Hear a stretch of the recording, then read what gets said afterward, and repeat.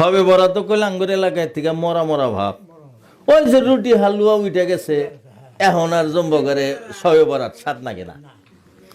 Public থাকে খালি খাওয়ার তালে, কোনে খাওয়া আছে।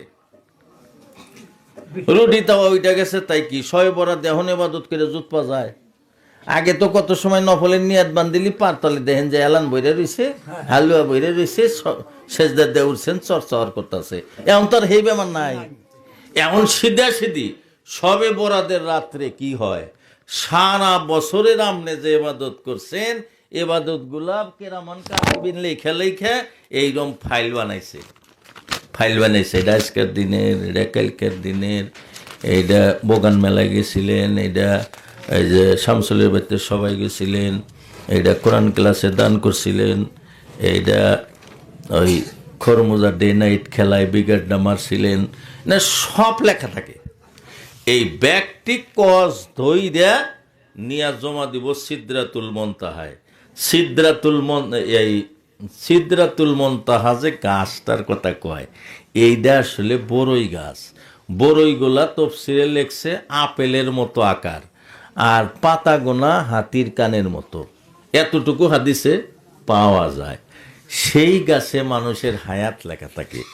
ওই গাছের একটা সিপাই থেকে একটা নহর দুনিয়ায় এসে এটা বঙ্গোপসাগরে পড়ছে, তার থেকেই সারা দুনিয়ার পানি। আর দুইটা সিপাই থেকে জানজাবিল আর একটা কি জানি হুজুর, দুইটা নহর, দুই মতাই থেকে, এই দুইটা নহর জান্নাতের মধ্যে গেছে। এই দুই নহরের এক জগ পানি যদি দুনিয়ার কোন সাগরে ফেলা দেওয়া যেত, সারা দুনিয়ার পানি সুস্বাদু হয়ে যেত। সেই গাছের তলে এই কচ কচ জড়ো হব। সবে বরাতে আপনি কি ধরনের ইবাদত করলেন? না পাবজি খেলাইলেন, না মোবাইলে গেমই দেখলেন, আপনার বাতাসই গেল না যে আজকে সবে বরাত, আপনি ঘুমে রইলেন, তাহলে আপনার ফাইল ওইখানে স্টপ। এই ফাইল আর ওখান থেকে হলো না।